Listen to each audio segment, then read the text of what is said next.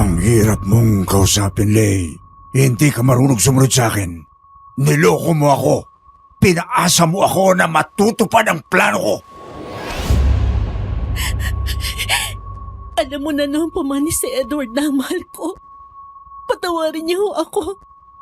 Pero hindi ko kaya magpakasal sa iyo. Tama na, Dad! Tama na!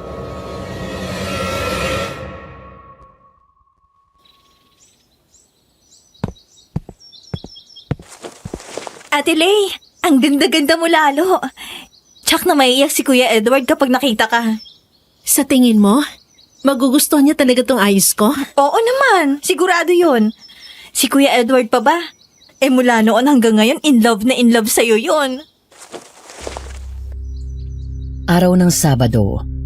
Iyon din ang araw na pinakahihintay namin ni Edward. Ang boyfriend ko, mula 16 years old pa lang ako.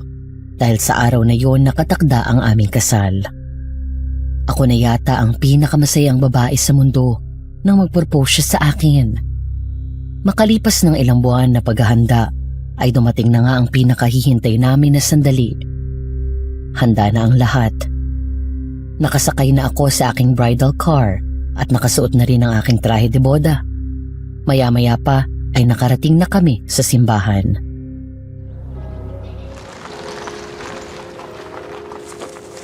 Excited na ako, Joyce.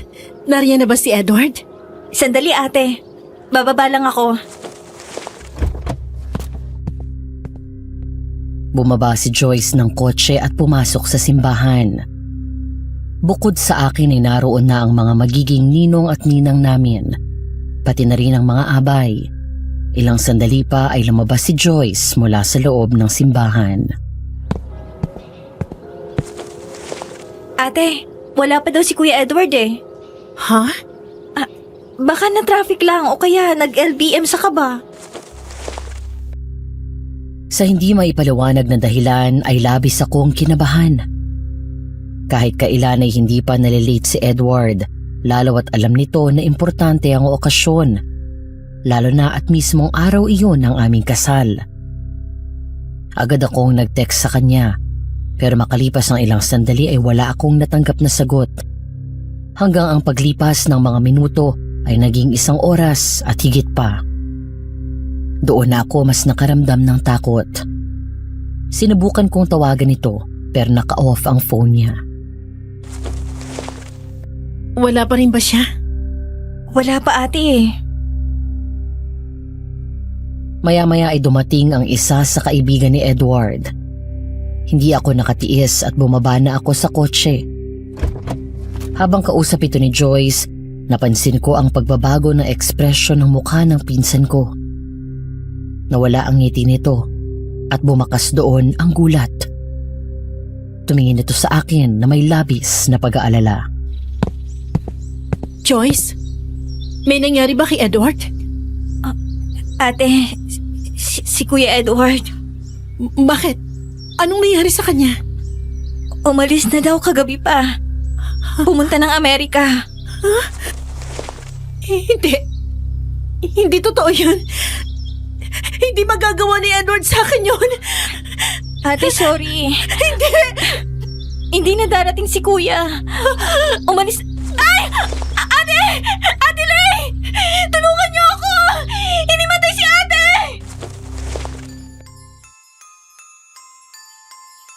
Magandang araw sa iyo, Madam Venus. Sana ay nasa mabuti kayong kalagayan kapag natanggap niyo ang sulat ko. Itago niyo na lang ako sa pangalan na Lay. Nakatira sa isang isla sa Bicol na hindi ko napapangalanan. Isa akong konduktora ng bus na biyaheng Manila to Bicol. Hindi naman ito talaga ang trabaho ko. Nakapagtapos ako ng kolehiyo at may sariling maliit na negosyo. Pero mula nang hindi ako siputin ni Edward noong araw ng kasal namin, ito ang naging masasabi kong escape route para takasan ang lungkot at galit na nararamdaman ko sa puso ko.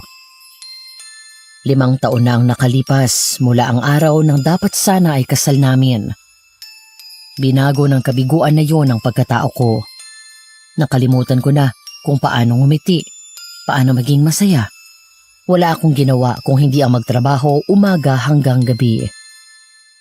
Hanggang isang araw ay bumalik si Edward. Kasabay ng pagbalik nito ay ang sunod-sunod na misteryosong pagkamatay ng ilang residente sa lugar namin. Hanggang sa kumalat ang balita na aswang ang pumapatay. Ate! Ate Lay! Lumingon ako sa baba at pinatay sindi ko ang flashlight na hawak ko. Akyat ka dito! Naroon ako sa lighthouse na nakatayo sa pinakamataas na burol doon sa tabing dagat. Malapit lang iyon sa bahay ko.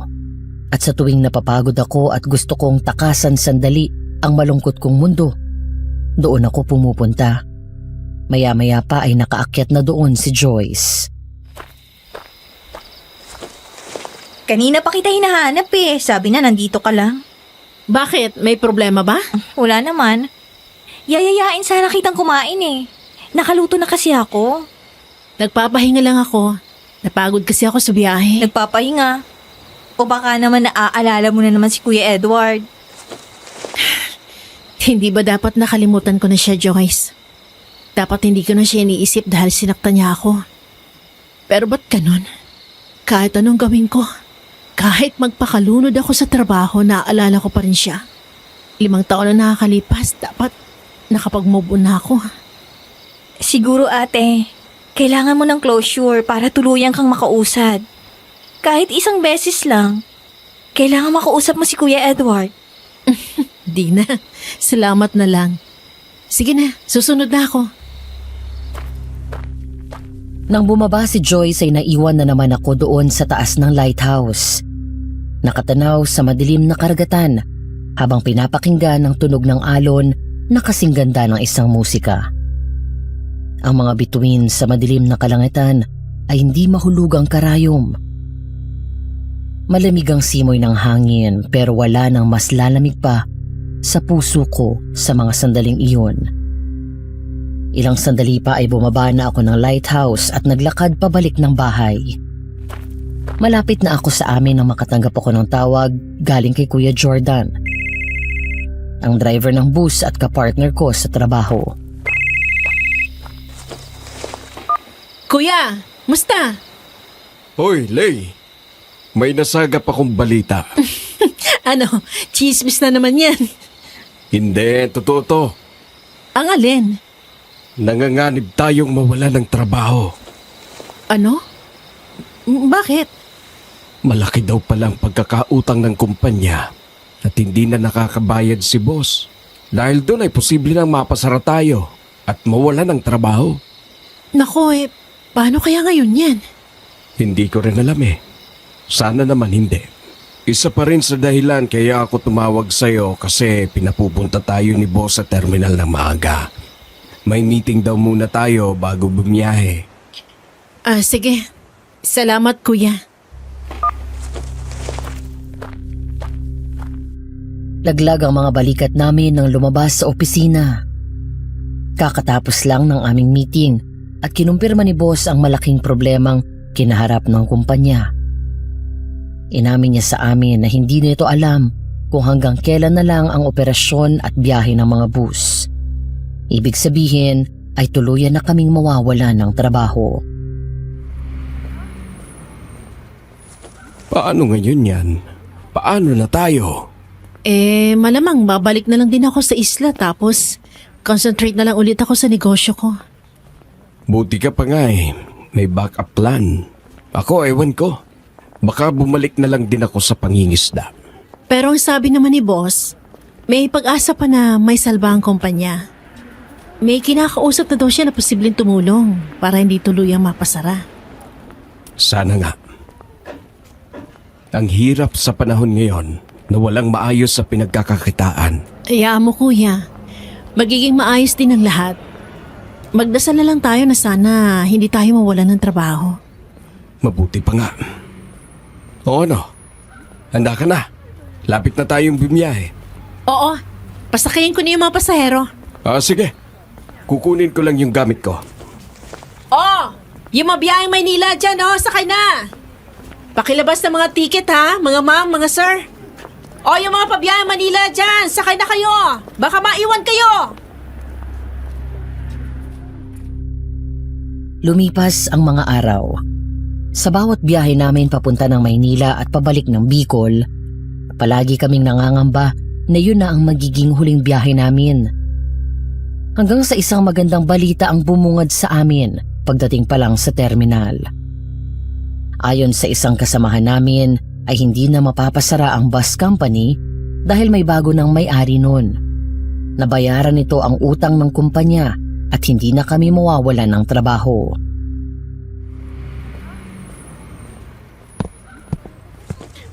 Salamat sa Diyos at may siguradong trabaho pa rin tayo.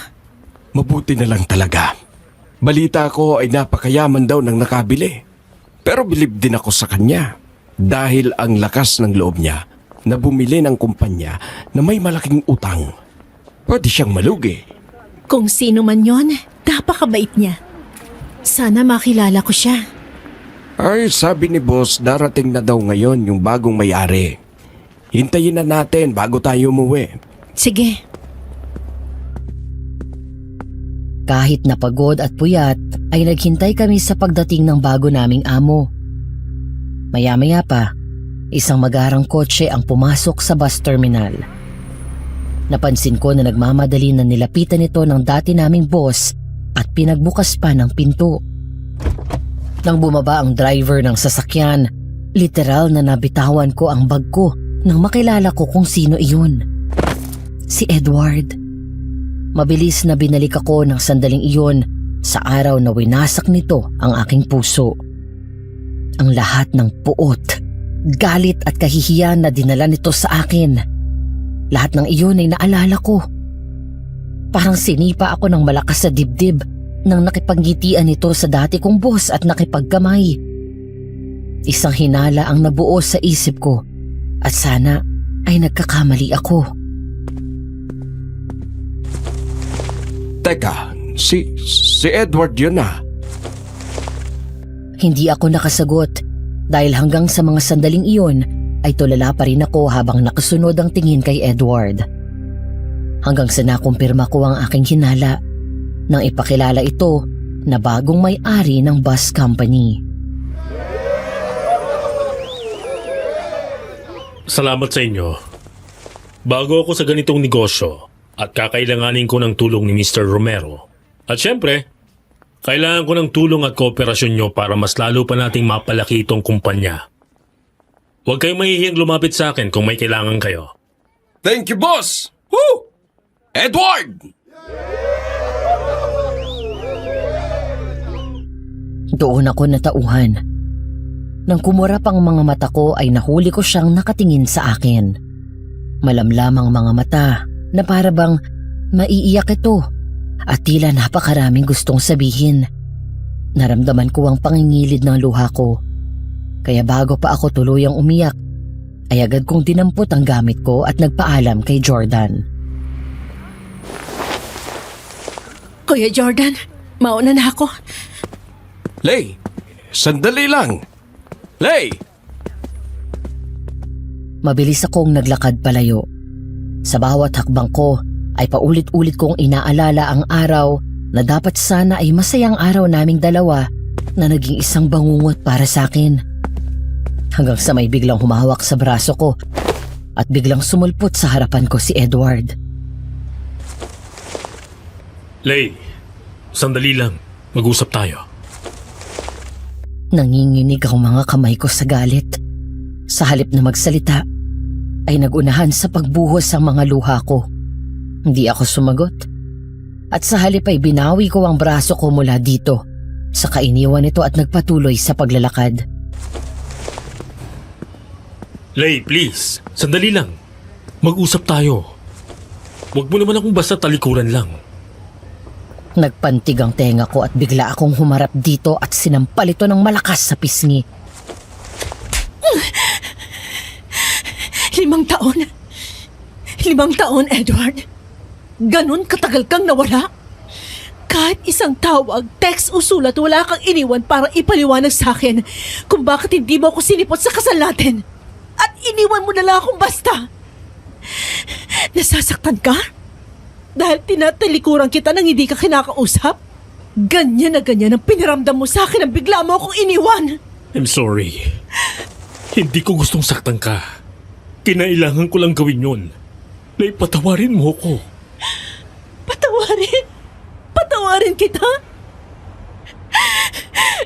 Alam mo ba na halos mabaliw ako sa sobrang lungkot nang iwan mo ako? Alam mo ba kung gaano ako nagtiis at tuwing pinagchichismisan ako ng mga tao? Alam mo ba kung ilang beses, paulit-ulit, araw-araw kong tinatanong sa Diyos kung may ibang babae ka ba? Kung may mali ba sa akin o kung saan ako nagkulang sa'yo? Hindi. Hindi ganun yun. Walang mali sa'yo. Kung ganun, bakit? Bakit mo ako iniwan? Akala ko ba okay tayo? Masaya pa tayo magkasama 2 araw bago ang kasal. Pinag-uusapan natin ang honeymoon natin tapos biglang ganon. Nalaman ko na lang pumunta ka ng Amerika. Edward, ginawa mo akong tanga. Tapos hihingi ka ng tawad sa akin? Ha? Alam mo ba kung bakit ako nagtrabaho bilang konduktor? Para makalimot at takasan ang masamang alaala binigay mo sa akin. Handa akong pagbayaran lahat ng kasalanan ko sa'yo, Lay. Just please, let me explain. Wala akong panahon para makinig sa kung ano man yung excuses mo. Pagod ako't puyat. Kaya utang na loob, lubayan mo ako.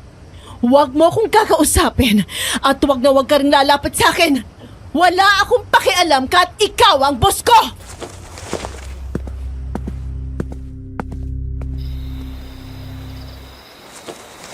Sabi ni, nandito ka lang. Binalita sa akin ni Kuya Jordan ang nangyari kanina sa terminal. Bakit ganun, Joyce? Ba't ganun sila? Ang lakas ng loob, umalis at mang-iwan. Tapos kapag bumalik sila, inaasahan nila na basta sila patatawarin. At okay lang ang lahat na parang hindi ako nasaktan. Nakakausapin sila ng ganun-ganun lang.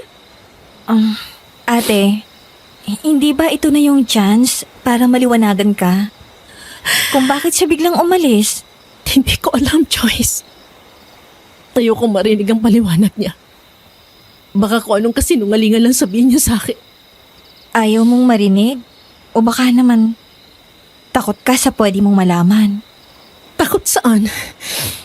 Hindi ako natatakot sa kanya. Ang ibig kong sabihin, ate, takot ka na baka sabihin niya sa'yo na may iba na siya. Kasi ang totoo, kaya nasasaktan ka pa rin hanggang ngayon dahil mahal mo pa rin siya. Napaiyak na lang ako at hindi magawang maitanggi ang sinabi ni Joyce. Natatakot akong harapin ang katotohanan. Dahil sa likod ng galit at sakit na dinulot sa akin ni Edward, sa likod nito ay nakatago ang totoo na naghihintay pa rin ako sa kanyang pagbabalik. Pero ngayong kaharap ko na ulit si Edward, pinaalala niya lahat ng sakit at bawat luhang dinala niya sa buhay ko. Anong plano mo ngayon? Hindi ko alam. Siguro ganun pa rin, trabaho lang. Di ko na lang siya kakausapin. Nga pala ate, alam ko medyo bad timing tong sasabihin ko. Pero malapit na ulit ang bayaran natin sa lupa. Ilang buwan na tayong hindi nakakahulog. Dahil mahina ang benta ng shop natin sa bayan. Nagpadala na ng notice ang bangko. Ang sabi nila, kapag hindi pa daw tayo nakabayad, mahihila na yung bahay at lupa. Shucks! Oo nga pala. Sige, ako nang bahala. Gagawan ko ng paraan. Nang umalis si Joyce ay muli akong napag-isa doon sa lighthouse. Pababa na ako nang biglang dumating si Edward. Anong ginagawa mo dito? Hanggang ngayon pala pumupunta ka pa rin dito. Nagsasayang ka lang ng oras, Edward. Umalis ka na. Lay, please. Hayaan mo akong makausap ka. Ano ba? Sinabi nang umalis ka na! Ginawa ko yun para protektahan At ka. gusto mong maniwala ako sa'yo? Huwag ka na mag-imbento. Sabihin mo na lang sa akin kung may naging ibang babae. Wala. Wala akong ibang babae, Lay. Ikaw lang ang minahal ko. At hanggang ngayon, ikaw lang ang mahal ko. Mahal? Simula na magdesisyon kang iwan at talikuran ako, matagal ko nang kilalimutan ang tungkol sa pagmamahal na yan. Wala kang alam kung anong hirap ang pinagdaanan ko mula nang mawala ka. Pero bago pa makasagot si Edward, pareho kaming napatingala nang may marinig kaming malakas na pagaspas na tila galing sa isang malaking ibon. Ano yun? Nang tumingin ako kay Edward, agad itong lumapit sa akin sa katinakpan ng bibig ko. Huwag kang maingay.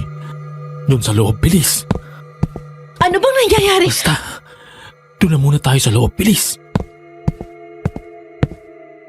Mabilis kaming pumasok sa loob ng lighthouse. Nagulat pa si Joyce nang makita kaming dalawa.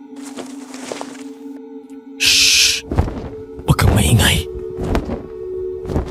Nalilito man sa kinikilos ni Edward, sinunod ko ito at hindi naglikha ng ingay. Maya-maya ay narinig ko ang mas lumalakas ang malakas na tunog ng pagaspas na iyon. Pasimple itong sumilip sa gilid ng kurtina. Na-curious ako kaya nakisilip din ako. Ano bang palabas to, Edward? Ang naririnig mo na yon, hindi yun ibon. Kung hindi, aswang. Ano? Niloloko mo ba ako? Hindi ako nagbibiro. Kailan ka nakarinig ng ordinaryong ibon na ganyan kalakas ang pagaspas? Wala, di ba? Sumilip ka. Tumingin ka sa taas.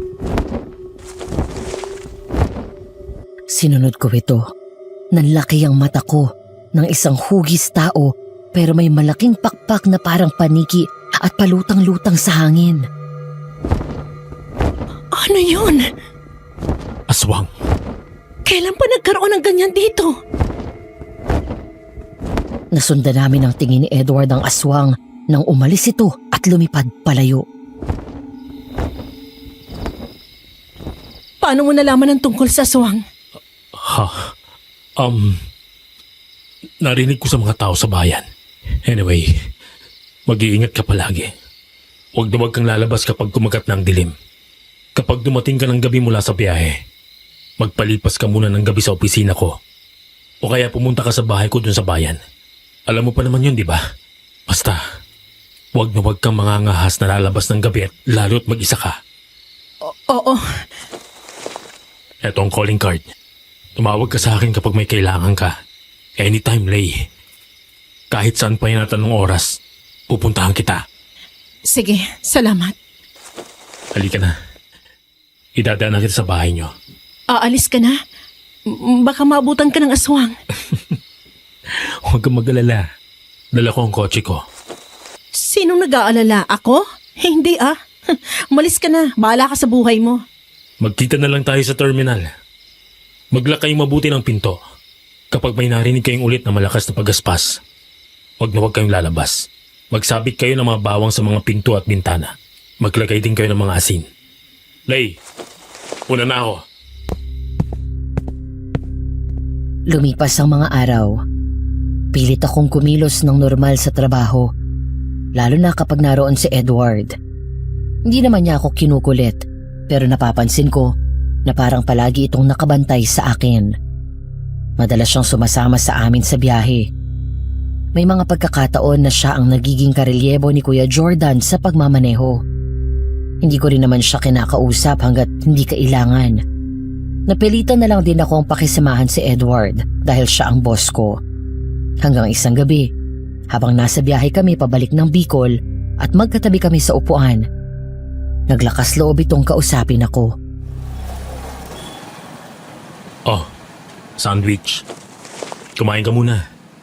Pinili ko yan kanina sa stopover. Pasensya ka na kanina, boss. Nakatulog ako. Ikaw pa tuloy nag-asikaso kanina sa mga pasahero. Ayos lang. Mukhang puyat ka kasi. Tsaka pansin ko nitong mga nakalipas na araw na parang ang lalim ng iniisip mo. Ah, hindi. Wala. Okay lang ako. Nakakalimutan mo yata na high school pa lang ay magkakilala na tayo. Wala kang may tatago sa akin. Sige, sabihin na natin may problema nga ako. Pero akin na yun. Matagal na tayong tapos. Ikaw mismo nag-alis sa sarili mo ng karapatan para makialam sa buhay ko. Ray, I'm sorry. I am so sorry. Alam ko na walang kapatawaran ang ginawa ko. Pero maniwala ka. I did that to save you.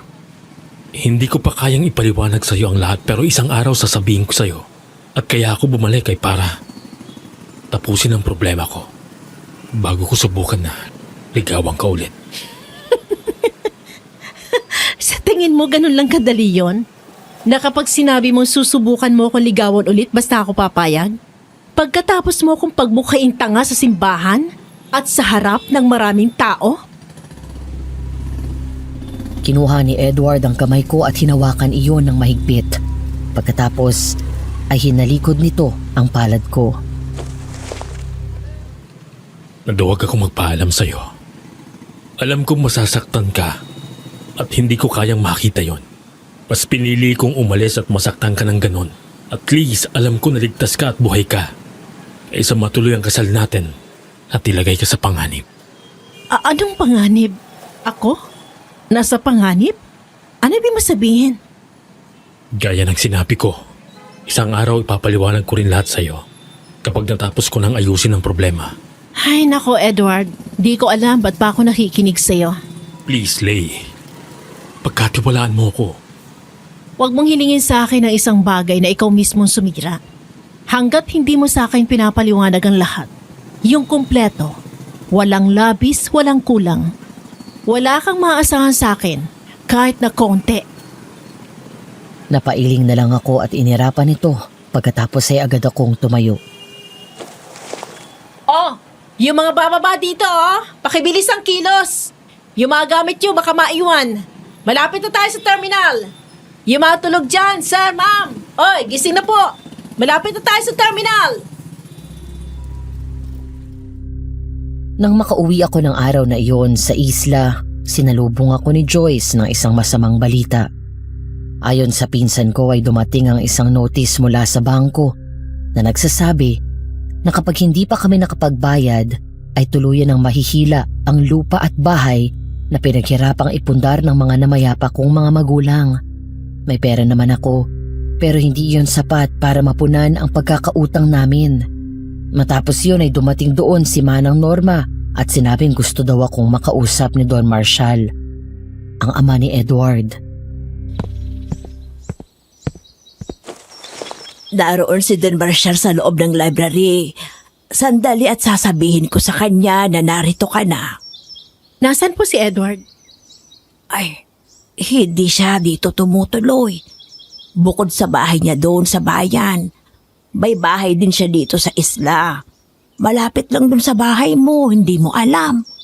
Basta mula nang bumalik siya, hindi na siya dito umuwi. Matagal nang may hidwaan ng mag-ama. 1 linggo bago ang dapat sana ay kasal nyo, nag-away silang dalawa. Mula noon ay hindi na sila nag-usap pa. Hindi sila okay ni Don Marshall? Hindi po ba close na close silang mag-ama? Oo. Pero nagbago yun ang araw na nag-away sila. Mula noon ay hindi na nag-usap ang dalawa. Pasensya ka na, Lay. Yun lang ang tangi kong masasabi sa'yo dahil nangako ako kay Edward na walang pagsasabihan ang nangyari. Balang araw, malalaman mo rin ang katotohanan. Napaisip ako. Pareho ng sinabi si Manang Norma at Edward. Hindi ko maintindihan, pero bakit ang pakiramdam ko ay may kinalaman ako sa nangyayari.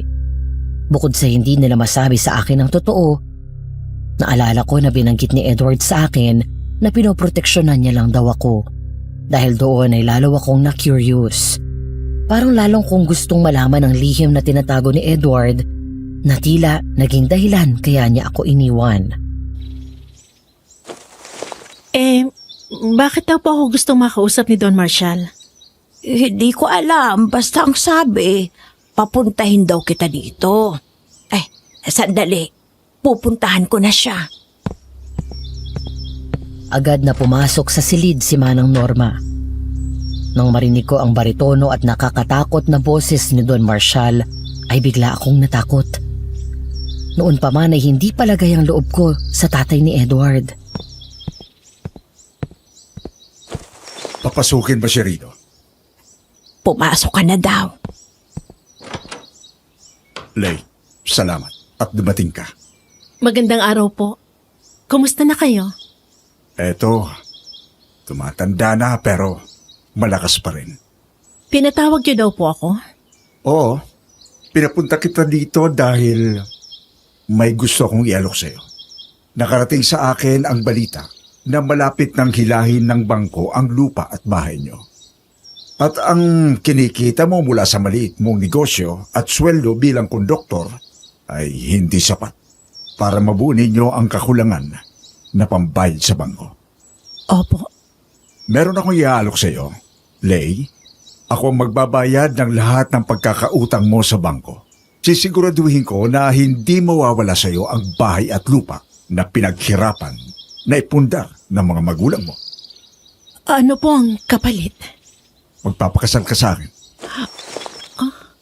Mabubuhay tayong dalawa bilang mag-asawa. Bibigyan mo ako ng anak. Kailangan ko ng anak na magmamana ng lahat ng kayamanan ko. Kasal? Gusto niyo magpakasal ako sa inyo? Kapalit ng pagbabayad niyo sa utang ko sa bangko? Oh, Alam ba to ni Edward? 5 taon na kaming hindi nag-uusap ng anak ko. Matagal ko na siyang inalisan ng karapatan sa mga kayamanan ko. Don Marshall, muntik ko na kayo maging biyanan. Kaibigan ko ang tatay mo. Nakita kitang lumaki at nagdalaga. Matagal na akong may pagtingin sa iyo pero nagparaya ako para sa anak ko. Salamat po sa alok niyo, Don Marshall. Pero kung mawawala man sa akin ang bayat at lupa ng mga magulang ko, tatanggapin ko na lang yun na maluwag sa dibdib ko. Pasensya na ho, pero hindi ko kaya ibigay ang kapalit na hinihingi niyo. Sige, una na ako. Kahit na nangako ka sa nanay at tatay mo na hindi mo pababayaan ang mga bahay at lupa nyo, hindi ba't nangako ka sa kanila? Lalo na sa tatay mo. Kaya ba ng konsensya mo ang baliwalain ang huling hiling niya bago siya malagutan ng hininga? Natigilan ako at hindi na ituloy ang paglabas sa silid na iyon. Mariin kong kinuyom ang aking kamao at napapikit. Sige po, pumapayag ako. Magpapakasal ako sa inyo. Araw ng Sabado. Nang umagang iyon ay nakatanggap ako ng regalo mula kay Don Marshall. Kaarawan nito ng araw na iyon at iniimbitahan kaming dumalo. Hindi na sana ako pupunta pero may pinadala ito na magandang damit na isusuot ko. Ate, talaga ba magpapakasal ka sa matandang yun? Di ko rin alam pero desperado na ako. Ayoko mawala tong bahay sa atin. Alam ko naman na mahal mo pa rin si Kuya Edward Pero kaya mo ba talagang magpakasal sa tatay niya? Ate, alam mo naman na kahit saan tayo tumira, kahit sa mas maliit lang na bahay, okay lang sa akin. Huwag mo lang pilitin ang sarili mo kung ayaw mo. Salamat, Joyce. Pero hindi lang naman tutungkol sa pera Nakapangako kay tatay bago siya mawala. Natutubusin ko tong bahay. Ay paano si Kuya Edward? Kaya mo bang maging stepson ng ex mo? Bahala na, Joyce. Ay, naku ate, kung ako sa'yo, pag-isipan mo talaga ng 100 beses. Kasi hindi ka na basta-basta makakawala kapag kasal na kayo. Alam ko. Salamat sa concern. Siya, sige, magbihis na tayo. At baka dumating na yung driver ni Tanda. Isang maganda at mamahaling kulay puti na damit at sapatos ang pinadala ni Don Marshall. Sakto sa akin ang mga sukat nito. Nang matapos makapag-ayos, ay siya naman dating ng driver nito at sinundo kami. Pagdating sa mansyon ni Don Marshall, ay sinalubong kami ng isang magarbong selebrasyon. Karamihan ng mga bisita ay mga mayayaman na kilala doon sa bayan namin. Umaapaw ang pagkain at mga inumin.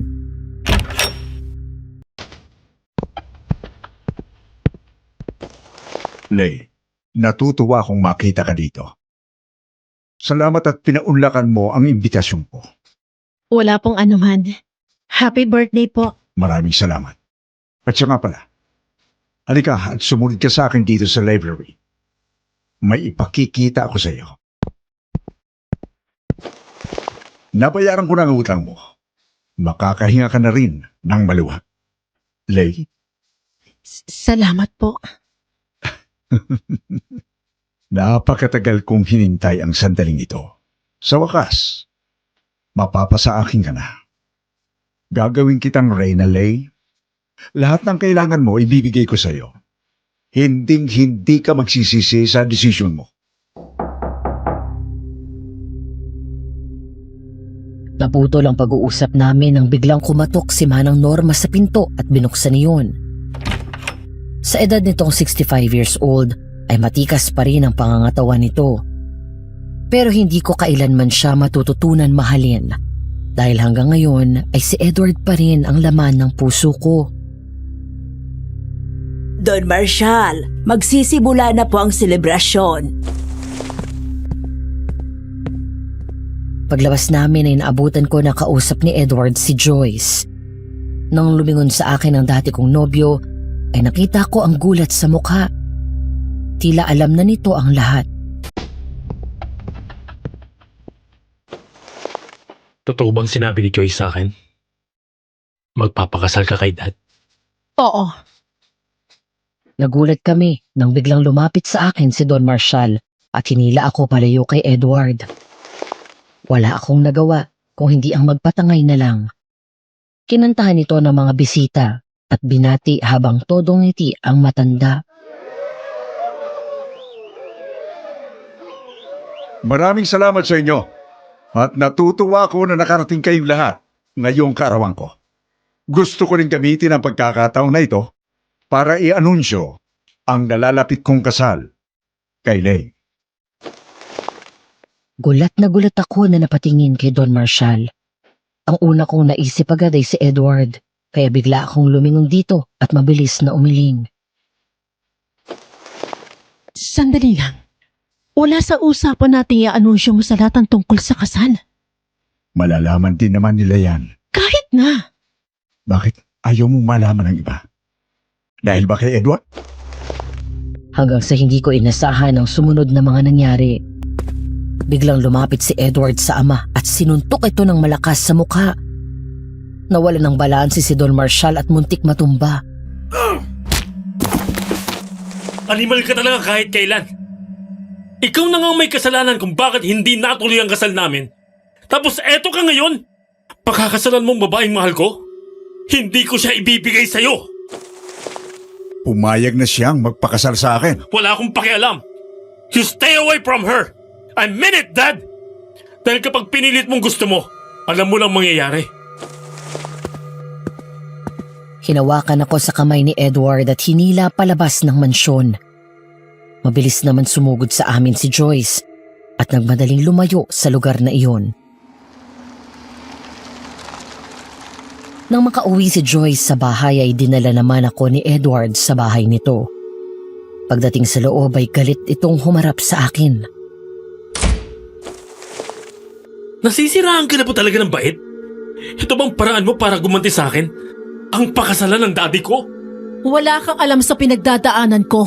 Kaya napilitan akong tanggapin ang alok niyang kasal. Ano? Kaya mo ba talaga? Ang maging madrasa ng ex mo?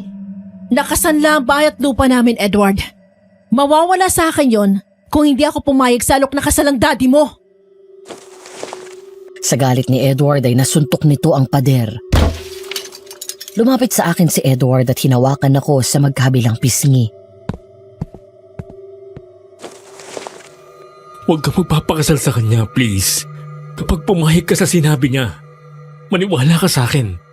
Ilalagay mo ang buhay mo sa kapahamakan. Ano ba talagang nangyayari? Bakit kanina sinabi mo siya may kasalanan? Kung bakit hindi natuloy ang kasal natin? Pinaatras ka ba niya? Basta, sasabihin ko rin sa'yo pero hindi ngayon. Makinig ka lang sa akin. At kahit ngayon lang, Lay. Alam kong mahirap pero kahit ngayon lang, pagkatiwalaan mo ko.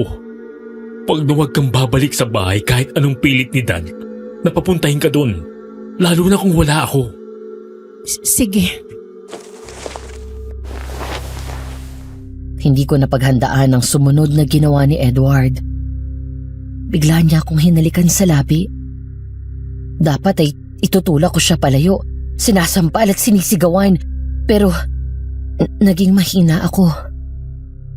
Pinagkanulo ako ng sarili kong damdamin.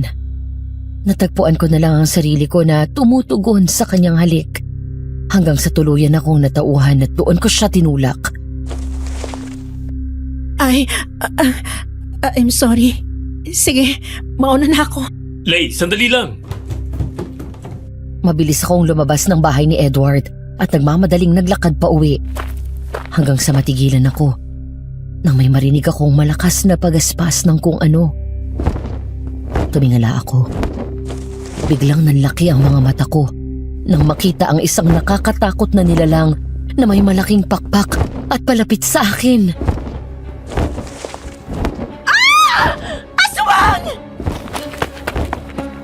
Mabilis akong tumakbo papunta sa bahay namin. Bawat hakbang ko ay may kalakip na panalangin na wag akong maabutan nito.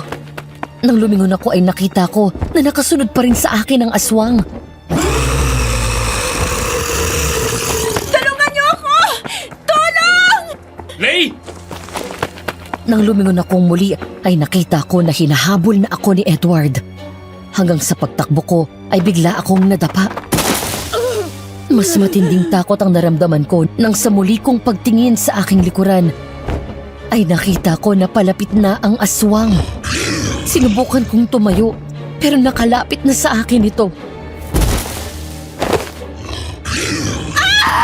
Bitiwan mo ako! Hinawakan ako ng aswang sa balikat at tila nakahanda na itong tangayin ako nang bigla akong makarinig ng sunod-sunod na malakas na putok ng baril. Nang lumingon ako, ay nakita kong may mga pulis na parating. Tinamaan ng aswang sa likod at isang malakas at nakakatakot na sigaw ang lumabas mula dito. Matapos yun ay mabilis itong lumipad palayo hanggang sa tuluyan nang nawala ang aswang. Lay! Lay! Ayos ka lang? Sinaktan ka ba niya? Dahil sa pagkabigla sa nangyari, ay natulala na lang ako habang umiiyak. Pagkatapos ay naramdaman ko na lang na niyakap ako ni Edward ng mahigpit.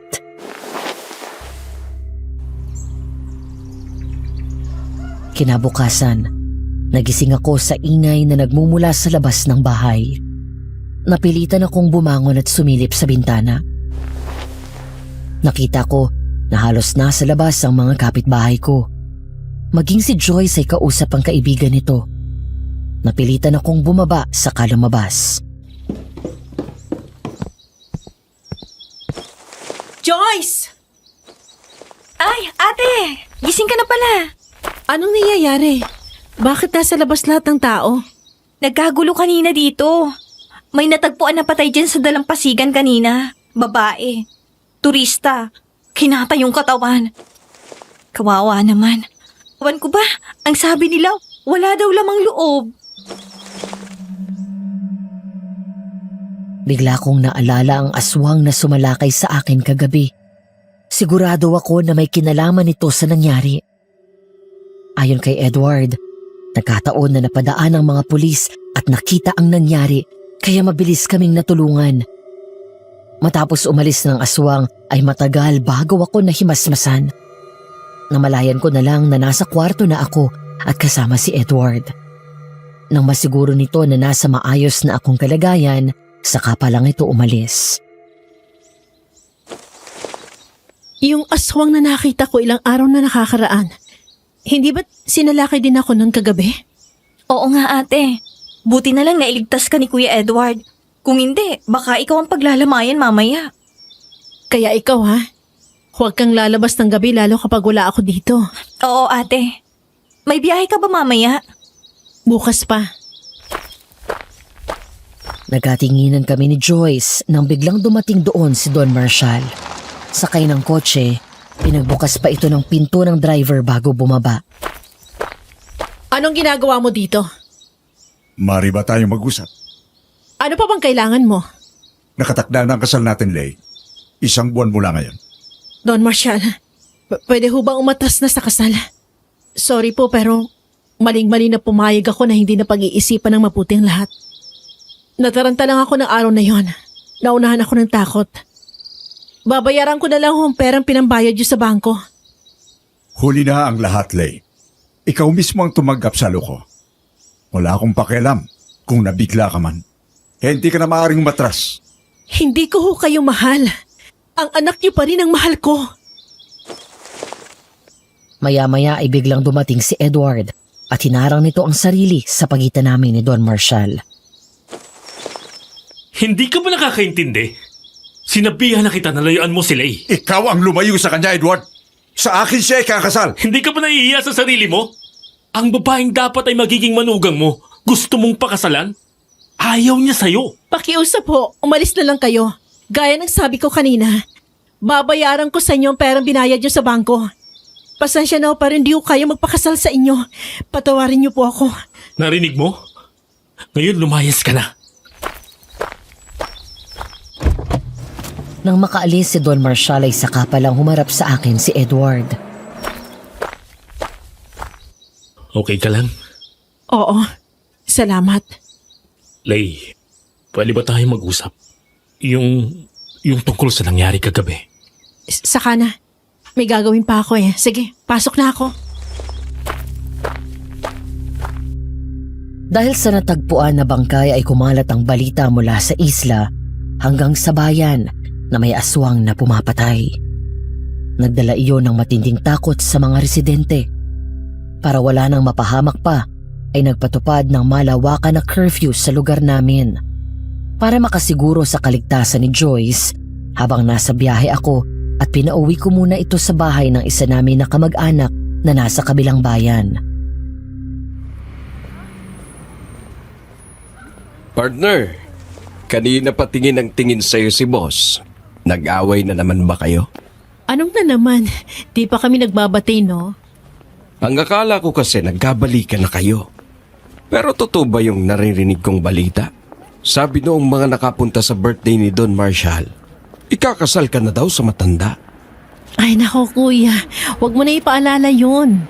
Hindi ba siya nahihiya sa anak niya? Mabuti na lang nga at makakatakas ako kahit paano sa problema. Alika na, malapit na tayong umalis kuya. Naghahanda na kami sa pagbiyahe at mas tinuon ko ang sarili sa trabaho sa halip na isipin ang problema. Oh, yung mabiyahang pa Maynila dyan, Cubao Terminal, lalakad na. Ate, patingin ng ticket nyo. Salamat to ha. Pakitago lang ng mga ticket nyo. Salamat po. Nang makasakay na lahat ng pasahero at bago isarado ang pinto, nagkatinginan pa kami ni Edward. Bumuntong hininga na lang ako bago tuluyang pumasok sa loob. Mag-aalas 12 na ng hating gabi. Pagod at antok na ako dahil sa mahabang biyahe.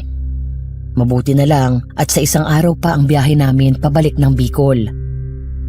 May isang buong araw ako bukas para magpahinga. Dito sa apartment na tinutuluyan ko sa tuwing nasa Maynila ako, patulog na lang ako nang may marinig akong kumakatok mula sa labas. Sino kaya yun? Napilitan akong tumayo at sumilip sa bintana. Nagtaka ako nang makita na nakatayo sa harap ng pinto si Edward. Nang madali akong lumabas ng sala at binuksan ang pinto. Anong ginagawa mo dito? Sinundan ka. Pero paano ka nakaluwas ng... Nag-aeroplano. Oo nga pala. O ano sadya mo dito? Nga pala, pasok ka muna. Salamat. Naisip ko lang kasi baka kapag sinundan kita dito, ay makapag-usap na tayo ng maayos. Wala si Dad at walang aswang na manggugulo sa atin. Ano ba talagang gusto mo? Lay, Hindi ako matahimik. Hindi ako pinapatulog ng gabing hinalikan mo rin ako. Mali yun, Edward. Hindi dapat nangyari. Lay, tumingin ka sa akin. Hindi mo na ba ako mahal? Hindi ako nakasagot dahil isang malaking kasinungalingan kapag oo ang sinagot ko. Hindi ako nakakibo nang lumapit sa akin si Edward at hinalikan ako sa noo. I miss you so much, love. Hindi mo alam kung gaano kahirap para sa akin na tinalikuran ka at saktan ka para lang masiguro na ligtas ka. 5 taon ako nagtiis na malayo sa'yo. Nagtrabaho ko ng mabuti. Nagpayaman para hindi ko na kailanganin ng pera ni Dad. At nangako ko sa sarili ko na babalikan kita. Kahit alam kong sinusumpa mo ako sa galit. Pero kahit kailan hindi nagbago ang nararamdaman ko para sa'yo. Walang araw na hindi kita inisip, Lay. Ba't mo ba ako pinapahirapan ng gusto? Ano ba talaga ang gusto mong mangyari, Edward?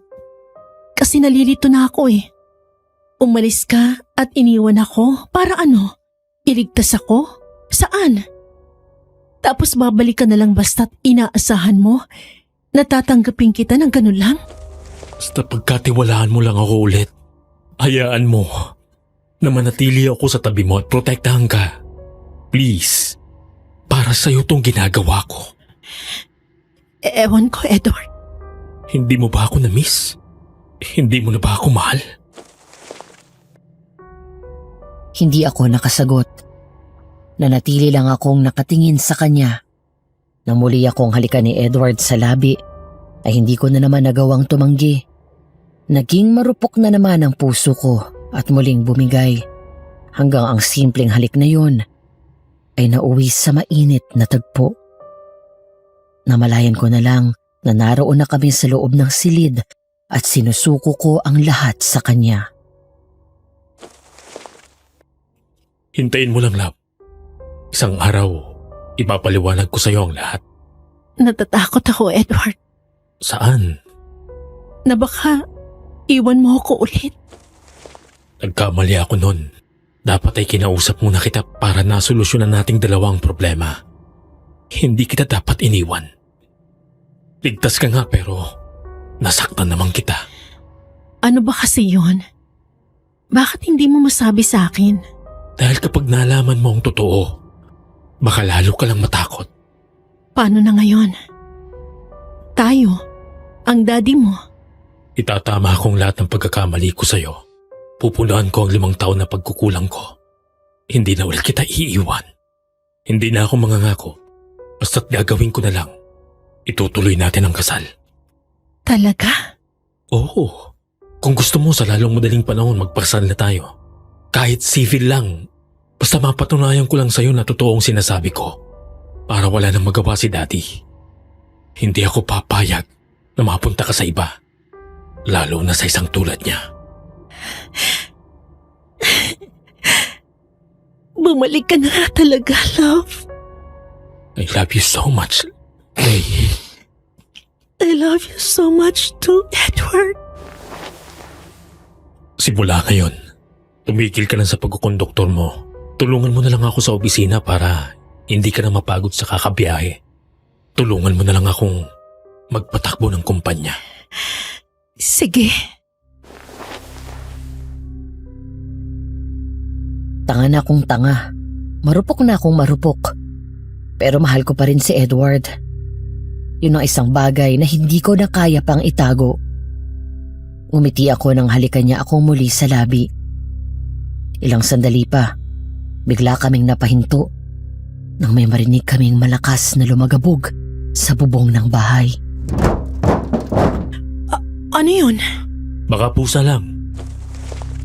Pareho kaming napatingala nang ang lagabog na iyon ay nasundan ng mabigat na yabag na tila may naglalakad sa taas. Hindi yan basta pusa. May tao yata sa bubong. Nagmamadaling bumaba ng kama si Edward at nagbihis. Gayon din ang ginawa ko at sumunod dito paglabas. Pagdating ko sa sala ay nakaramdam ako ng pamilyar na kilabot sa katawan. Ang pamilyar na amoy na iyon na siyang naamoy ko mula sa aswang na sumalakay sa akin sa probinsya. Imposible. Lumabas si Edward at sinilip ang bubong.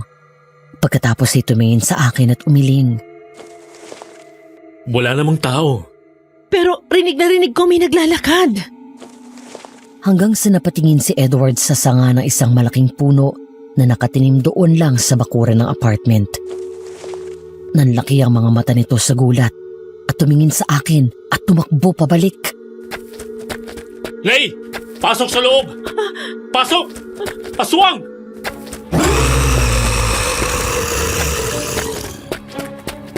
Pero bago pa makarating sa pinto si Edward, mula sa itaas ay biglang may sumulpot na nilalang sa harap ko.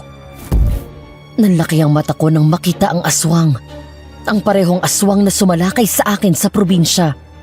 Natulala na lang ako nang makita ko ulit ang aswang. Paano kami nasundan nito doon sa Maynila? Ang nalilisik na mga mata nito. Ang mga tenga nito ay matulis at mahahaba ang mga kuko at pangil nito. Ang mga pakpak nito ay gaya ng sa mga paniki.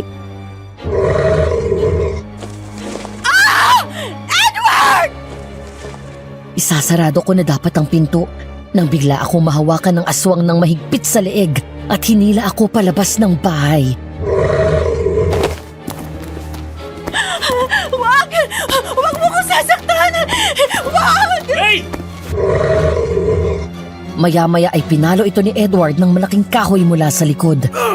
Sunod-sunod. Pero nahawakan ng aswang ang kahoy. Sabay tulak dito palayo kasama si Edward. Lalo akong natakot nang sa halip na kagatin ako ng aswang ay hinawakan ako nito sa bewang at nagtangka na tangayin ako sa paglipad nito. Bitiwan mo ako! Tulong! Edward! Mabilis na tumakbo palapit si Edward at mula sa likod, gamit ang matalas na dulo ng kahoy, ay sinaksak nito sa likod ang aswang.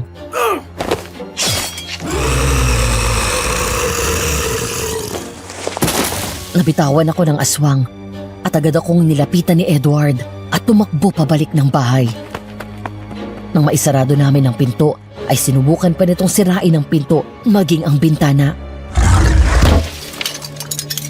Hanggang sa narinig namin ng mga kabataan na nakita ang mga aswang. Ilang sandali pa, sa wakas ay umalis na rin ang aswang. Takot na takot akong napaiyak na lang nang yakapin ako ni Edward. Kung hindi siya naging maagap, baka nakuha na ako ng aswang.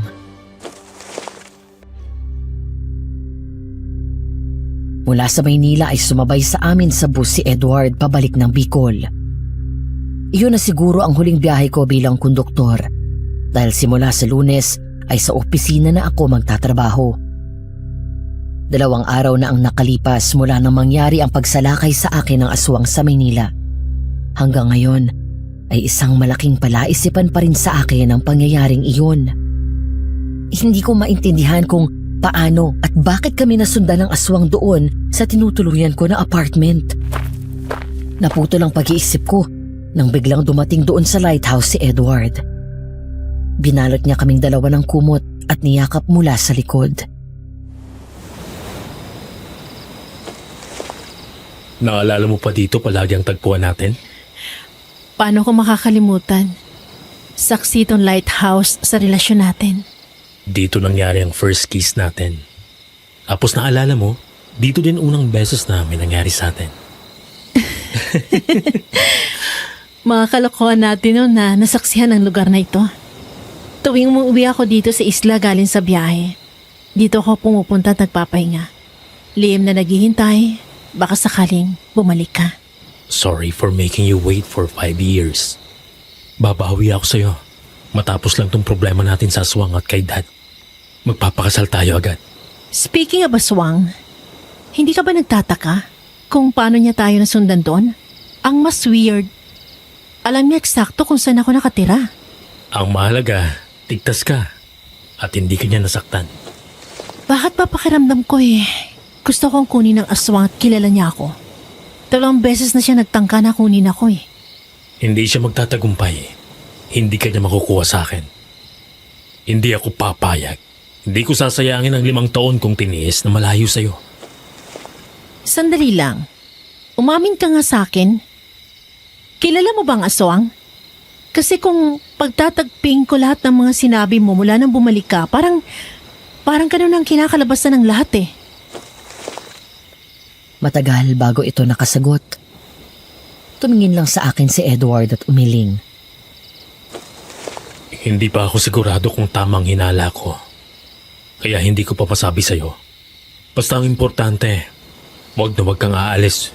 Umaga man o gabi na hindi ako kasama. Okay. Halika na. Umuwi na tayo. Baka dumating na naman yung aswang. Palabas pa lang kami ng lighthouse nang marinig namin ang pamilyar na tunog ng malakas na pagaspas na iyon. Nilako agad ang pinto ng lighthouse mula doon sa loob at agad kaming nagtago sa gilid at sumuksok sa sulok habang mahigpit na yakap ko si Edward. Maya-maya ay naramdaman namin na bumaba ito at sinubukang buksan ang pinto. Natatakot ako, Edward. Huwag kang mag-alala. Hindi yan makakapasok dito. Mula sa bulsa ay naglabas ito ng bawang at asin. Saka iyon nilagay sa paanan ng pinto. Maya-maya, narinig na lang namin itong lumipad palayo. Naghintay pa kami ng ilang sandali bago tuluyang lumabas at tumakbo pa uwi. Lumipas ang ilang araw dahil sa patuloy na paggambala ng aswang sa akin doon sa isla. Bukod din ang patuloy na panggugulo ni Don Marshall para mailayo ako, ay minabuti ni Edward na iuwi muna ako sa bahay nito sa bayan. Isang umaga, nagising ako na nakayakap siya sa akin. Napangiti ako nang makita ko ito na himbing pa rin sa pagtulog. Ang buong akala ko ay hindi na darating ulit ang araw na yun. Ilang sandali pa ay nagising na si Edward. Good morning. Good morning, love. Bangon na. May pasok pa tayo sa opisina. Pwede bang dito na lang tayo sa kama maghapon? Hindi pwede. Marami naghihintay sa atin na trabaho. Tapos na nating ayusin ang mga kailangan nating requirements sa munisipyo. Sa biyernes ng kasal natin, love.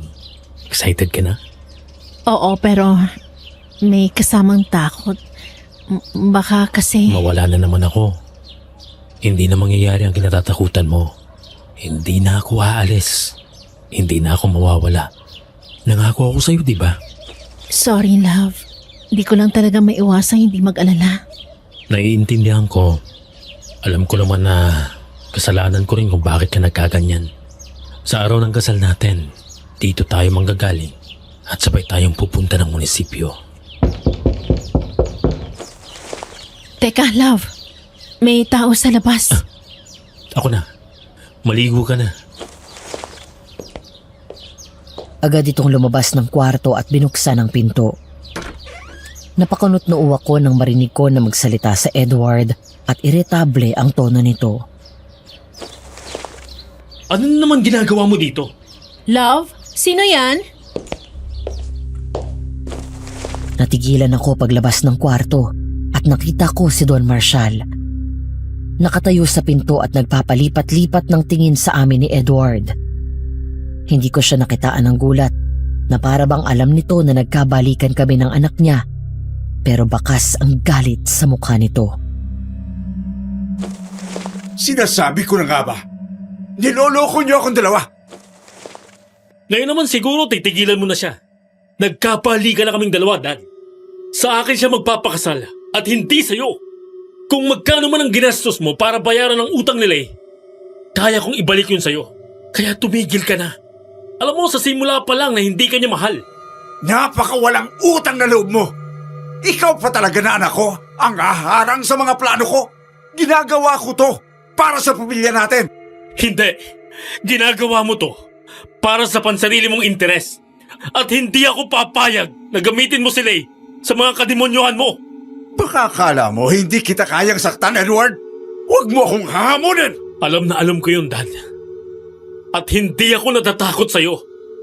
I'm not that little boy anymore. Hindi na ako batang paslit na manginginig sa takot sa isang sigaw mo lang. Kaya kitang labanan. Kaya layuan mo si Lay. Layuan mo na kami! Patawarin niyo ho ako, Don Marshall, kung hindi ko matutupad ang pangako sa'yo. Alam ko, pumayag ako magpakasal sa'yo dahil kailangan ko ng pera. At ayoko mawala sa akin ng bahat lupang pinaghirapan ng mga magulang ko. Pero pasensya na po. Hindi ko talaga kaya magpakasal sa kahit na kanino bukod kay Edward. Pagbabayaran niyo ang panlulokong ginawa niyo sa akin! Galit na umalis ito. Nang isarado ni Edward ang pinto, ay agad itong lumapit sa akin at niyakap ako. Huwag ka magalala. Akong bahala sa'yo. Hindi ka niya masasaktan. Matapos ang pagbabanta ni Don Marshall sa amin, ay mas naging maingat kami, lalo na si Edward.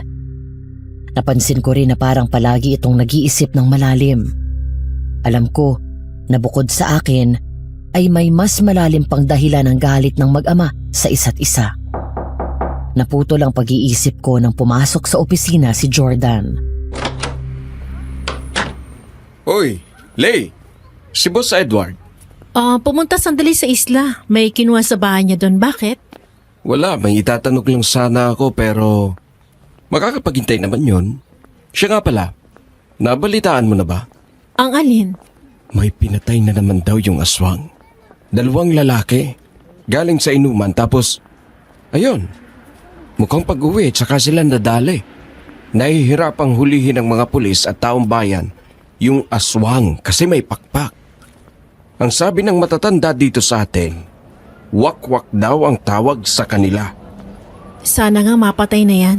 Dahil kahit ako, ilang beses nang muntik mapatay ng aswang na yan eh. Papadal lang ako na palagi nandiyan si Edward at inililigtas ako. Nabalitaan ko nga yun mula kay boss. Parang ikaw ang target eh. Hanggang Maynila nasundan ka. Hindi kaya kilala ka mismo ng aswang? Hindi ko na rin alam ang iisipin. Ang pinagdadasal ko na lang matapos ang lahat ng gulo dito sa atin. Oo, sige. Alis na ako. Biyaheng Maynila na naman ako. Sige, ingat ka. Pasado 5:30 na, pero hanggang ngayon ay hindi pa rin nakakabalik si Edward. Dala marahil ng trauma, nagsimula akong matakot at mag-alala na baka hindi na naman siya bumalik at iniwan ako. Sinubukan kong tawagan ito pero hindi sinasagot ni Edward ang tawag ko. Hanggang ilang sandali pa ay may natanggap akong mensahe mula kay Manang Norma. Ayon dito ay naroon si Edward sa mansyon at pinapapunta siya doon agad. Dahil nag-alala na rin ako, hindi na ako nag-isip pa at basta na lang kinuha ang gamit ko saka tumakbo ang palabas ng opisina.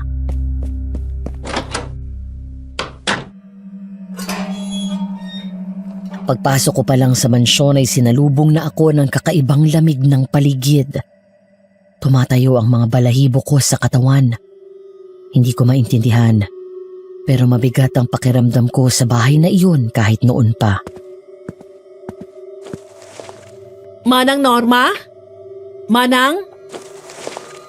Nagpatuloy ako sa pagtawag dito pero wala doon sa sala o kahit sa kusina si Manang Norma. Maya-maya ay nagring ang phone ko. Napakunot noo ako nang makita na si Edward ang tumatawag. Hello, love? Nasaan ka? Nandito na ako sa bahay niyo. Ha? Anong ginagawa mo dyan? Ikaw ang nagpapunta sa akin dito, di ba? Nag-text si Manang Norma sa akin. Ang sabi mo daw, pumunta ako dito. Ano? Hindi ako nagpunta dyan sa bahay. Lalong hindi ko pa nakakausap si Manang Norma. Teka, nasan ka ba? Nandito na ako sa port. Pabalik na ako ng bayan. Hindi ko nasagot kanina yung tawag mo dahil nakacharge ang phone ko sa sala habang may ginagawa ako sa kwarto. Mula nung birthday ni Dad, hindi na ako bumalik sa mansyon. Kung ganon, sino yung... Love, makinig ka sa akin. Ha? Umalis ka na dyan ngayon na. Lumayo ka kay Dad at huwag na huwag kang lalapit sa kanya kahit anong mangyari. Pabalik na ako. Oo, sige. Nagmamadali akong umalis matapos namin makapag-usap ni Edward. Nasa pinto na ako nang bigla akong mapahinto nang marinig ang tunog ng dahan-dahan na pagbukas ng pinto ng library. Mula doon ay may narinig akong pamilyar na tunog. Ang nakakatakot na tunog at angil ng aswang. Bigla akong nag-alala kay Don Marshall kahit na may gulo sa pagitan namin. Ayoko pa rin siyang mapahamak sa kamay ng aswang. Dali akong bumalik at lumapit doon. Dahan-dahan akong sumilip sa nakabukas na pinto. Ganoon na lang ang gulat ko nang makita ko ang isang eksena na nagdala ng matinding kilabot sa buong katawan ko na para bang binabangungot ako ng gising.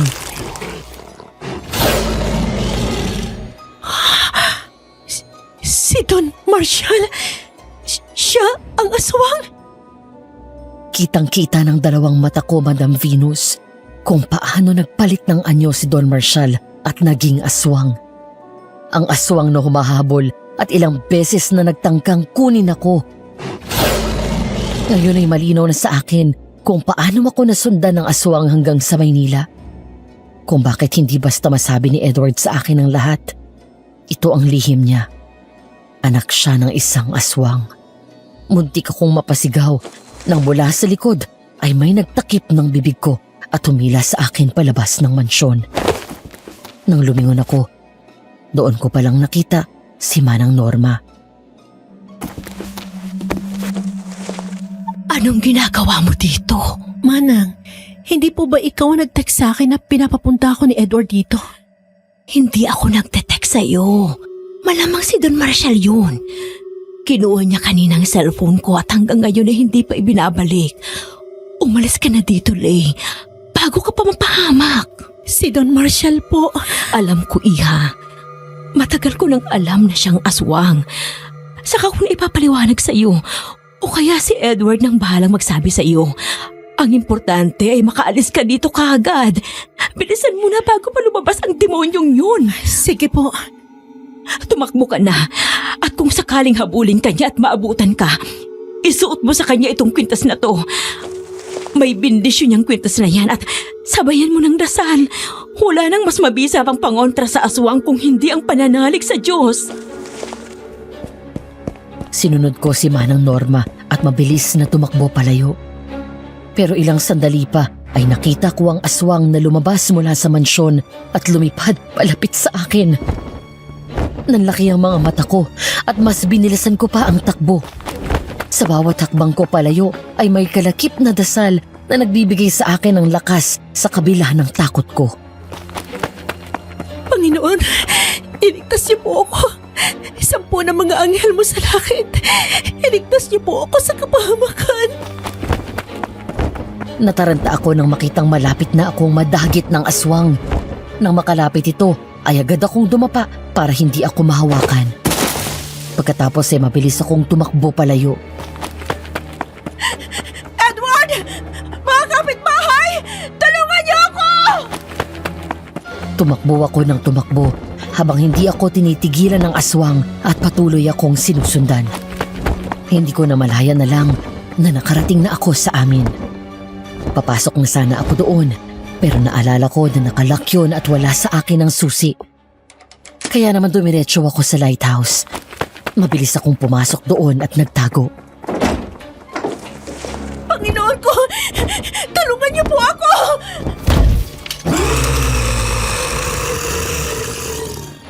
Lay! Huwag kang lalapit! Napaatras ako nang makita ko si Don Marshall na pumasok. Bumalik na ito sa normal na itsura niya bilang tao. Habang nakangisi na parang demonyo. Humakbang siya palapit sa akin, kaya umatras din ako hanggang sa makaakyat ako sa taas ng lighthouse. Ang hirap mong pakiusapan, Lay. Hindi ka marunong sumunod sa akin. Niloko mo ako. Pinaasa mo ako na ako ang pakakasalan mo. Alam mo na nung pa, si Edward na ang mahal ko.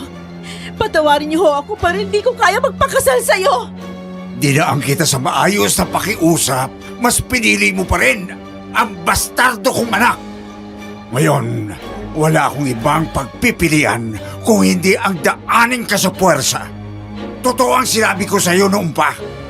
Hindi ka pa man din nobya ni Edward, ay may pagtingin na ako sa iyo. Pero hindi mo ako pinansin at tanging si Edward ang nakikita mo. Ikaw na lang sana ang pag-asa ko para magpatuloy ang aking lahi. Pero anong ginawa mo? Niloko mo ako! Kaya ba pinipilit mong kunin ako para maging asawa mo at gawin ding aswang? Oo! Para dalhin mo ang magiging anak ko! Mamamatay na muna ako! Pero hindi mangyayaring gusto mo! Mabilis bumalik sa anyong aswang si Don Marshall at sinugod ako. Sinakal niya ako pero nagawa kong manlaban. Gaya ng bili ni Manang Norma, sinuot ko ang kwintas na may krus na pendant at kahit nahawak ako ng aswang sa leeg, ay pilit pa rin akong nagdasal. Our Father, who art in heaven, hallowed be your name. Your kingdom come, your will be done on earth as it is in heaven. Layuan mo ko! Demonyo ka! Sa ngalan ng Diyos!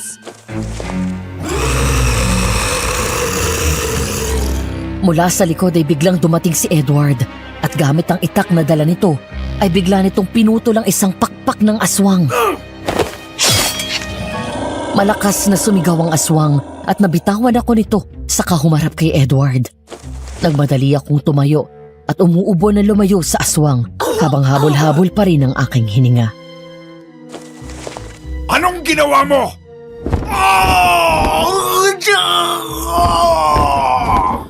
Kung anong dapat na ginawa ko sa simula pa lang. Sinubukan kitang protektahan dahil ama pa rin ang turing ko sa'yo. Ikaw at yung pagiging aswang mo ang sumira ng lahat sa buhay ko. Nawala sa akin si Lay. Napilitan akong umalis at layuan siya dahil sa takot ko na magiging aswang din ako. Gaya mo! Ayoko siyang madamay sa sumpa ng pamilyang to. Pero sa huli, ay mas umiral pa rin yung pagiging demonyo mo. At sinubukang agawin sa akin si Lay. At gusto mo pa siyang maging gaya mo. Hindi ako papayag! Kung hindi dahil sa mami mo, hindi masisira ang lahat ng plano ko. Hindi, Dad! Tama lang ang ginawa ni Mami. At hindi siya nagpabuntis sa'yo. Kung hindi, baka pati ako ay maging kaya mo. Isang demonyo! Bigla akong napasigaw nang sugurin ng aswang si Edward at sinakal nito ng mahigpit sa leeg. Pilit itong tinulak ng aswang, kaya ang kalahati ng katawan nito ay ang nakabingit sa handrails. Isang maling kilos ay mahuhulog si Edward doon sa lighthouse at maaari itong bumagsak sa tubig at malunod. Malakas ang alon at malalim ang parting iyon ng dagat. Nanganganib ang buhay ni Edward kapag nahulog ito. Edward! Don Marshall, pakiusap! Anak mo pa rin siya! Bitiwan mo siya! Tama na, Dad! Tama na! Wala kang utang na loob! Manang-mana ka sa mami mo! Manloloko! I'm sorry, Dad. Nagulat na lang ako nang biglang saksakin ni Edward ang aswang. Napalayo mula dito ang aswang at muli na naman itong sinaksak ni Edward sa dibdib. Matapos sumigaw ng aswang sa sakit, muli nitong sinugod si Edward. Ngunit nawala ng balanse si Edward at nahulog ito sa lighthouse kasama ng aswang. Edward! Edward! Sinubukan kong habulin ang kamay nito pero tuluyan na itong nahulog. Wala akong nagawa kung hindi ang panoorin nitong tuluyang lamunin ng malakas na alon ng madilim na karagatan. Wala na ang aswang. Pero wala na rin si Edward.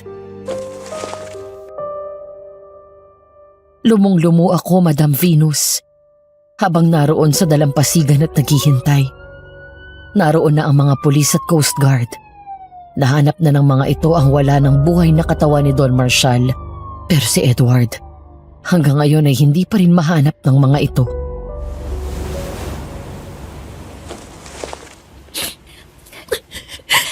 Lay, halika na at umuwi na tayo. Masyado nang malamig dito sa tabing dagat. Hindi po, Manang. Dito lang ako. Maghihintay sa pagbabalik ni Edward. Nangako siya sa akin eh. Sabi niya hindi na siya mawawala ulit. Babalik yun. Napakasaklap ng naging kapalaran ng buong pamilya na yan. Matagal ko nang alam na may lahi ng mga aswang ang pamilya ni Don Marshall. Matagal na nila akong katiwala at may protection akong suot.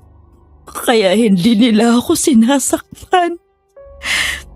Isang linggo bago ang kasal niyo, 5 taon ang nakakalipas. Nalaman ni Edward ang totoong pagkatao ng kanyang ama. Inakala niya na maging siya ay isa ring aswang. Ikaw agad ang naalala niya. Ayaw niyang magaya ka at maging aswang din. Maging ang magiging anak niyo. Umalis siya at pumunta ng Amerika nang hindi nagpapaalam kahit sa amin. Yun ang naisip niyang paraan para protektahan ka. Nagparamdam lang siya sa akin. Ilang buwan bago siya umuwi dito. Doon ko lang nasabi sa kanya ang totoo. Na hindi siya kaya ni Don Marshall dahil anak siya ng mami niya sa ibang lalaki. Kaya hindi siya magiging aswang gaya ng daddy niya. Kahit si Don Marshall ay kailan lang din yun nalaman. Dahil nag-alala siya na walang magpapatuloy ng lahi niya bilang aswang. Naisip niya na pakasalan ka para dalhin mo magiging anak niya. Doon ko tinawagan si Edward. Kaya agad siyang umuwi dito para muli kang protektahan. Kaya ba hindi niya masabi sa akin ang dahilan? Oo. Kahit nagalit si Edward sa ama, gusto pa rin niyang protektahan ito. Umiral pa rin sa kanyang pagmamahal niya bilang anak. Natakot din siyang sabihin sa iyo ang totoo dahil baka hindi mo siya matanggap. Umiiyak na tumingin ako sa madilim na karagatan at sa isip ko ay muli akong umusal ng dasal.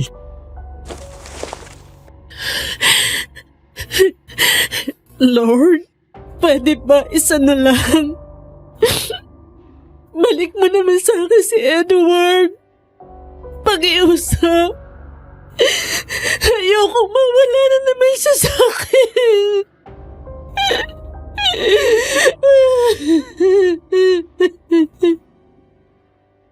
Napapikit ako na humagulgol ng iyak sa balikat ni Aling Norma. Hanggang sa maya-maya ay narinig ko na lang na bigla itong suminghap sa gulat. Ay naku, Lay! Tingnan mo! Bilis! Nang dumilat ako, bigla akong napatayo nang makita ko ang isang pamilyar na lalaking sakay ng bangka ng Coast Guard. Edward! Mabilis akong tumakbo sa kanya palapit at tinalon ko si Edward nang makababa ito ng bangka at niyakap namin ang isa't isa ng mahigpit. Akala ko mawawala ka na naman sa akin eh. Nangako ko, di ba? Sinabi ko na hindi ako mawawala ulit. Nandito na ako. Kaya na. Matatahimik na tayo. Wala nang aswang. Halika, umuwi na tayo.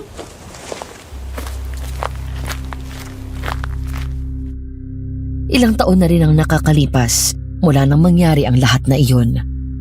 Ngunit hanggang sa mga sandaling ito, ay tila nagising lang ako mula sa isang masamang panaginip. Nilihim namin sa mga tao na si Don Marshall ang aswang. Ang alam ng mga ito ay napaslang din ito ng aswang. Sa ngayon ay dito pa rin kami naninirahan sa isla ni Edward kasama ang mga anak namin.